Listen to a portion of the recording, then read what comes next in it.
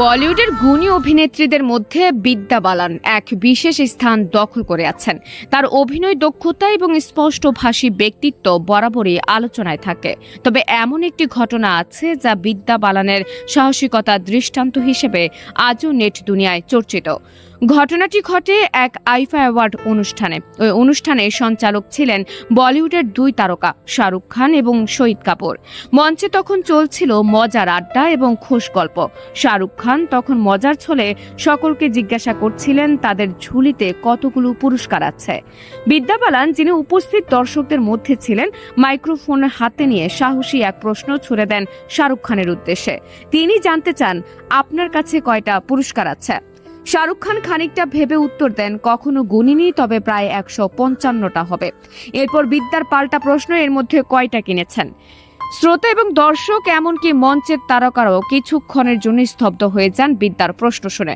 শাহরুখ খানও মুহূর্তের জন্য থমকে যান, তবে নিজের স্বভাবসুলভ কৌতুকপূর্ণ ভঙ্গিতে তিনি উত্তর দেন 150টার মতো। এই কথার পর হাসির রোল ওঠে পুরো অনুষ্ঠানে। কিং খানের চটপটের জবাব পরিস্থিতি স্বাভাবিক করে তোলে, তবে বিদ্যার এই প্রশ্ন আজও অনেকের মনে গেঁথে আছে। বিদ্যা বালান যে প্রশ্নটি করেছিলেন তা ছিল একেবারে সোজাসাপটা। এতে ইঙ্গিত ছিল যে তার ঝুলিতে থাকা প্রতিটি পুরস্কারই তার যোগ্যতার ফল। যদিও শাহরুখ খান একজন সুপারস্টার, তার ঝুলিতে ভুরি ভুরি পুরস্কার থাকা খুবই স্বাভাবিক।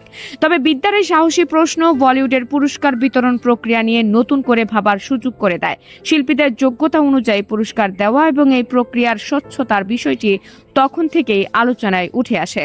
এই ভাইরাল ভিডিও ক্লিপটি মাঝে মধ্যেই সামাজিক যোগাযোগ মাধ্যমে ফিরে আসে। বিদ্যা বালানের স্পষ্টবাদী মনোভাব এবং শাহরুখ খানের রসবোধ এই ধরনের ঘটনাকে মজার আলোচনার কেন্দ্রে পরিণত করে। বলিউডের ঝলমলে দুনিয়ার এই মজার ঘটনার মধ্যেও রয়েছে একটি গভীর বার্তা। পুরস্কার এবং স্বীকৃতি যতই গুরুত্বপূর্ণ হোক না কেন, শিল্পীর প্রকৃত মেধা এবং কঠোর পরিশ্রমী আসল পরিচয়। বিদ্যা বালানের প্রশ্ন আমাদের এই কথাই মনে করিয়ে দেয় যে সাফল্যের মাপকাঠি কেবল পুরস্কারের সংখ্যা নয়, বরং একজন শিল্পীর যোগ্যতা এবং সততা।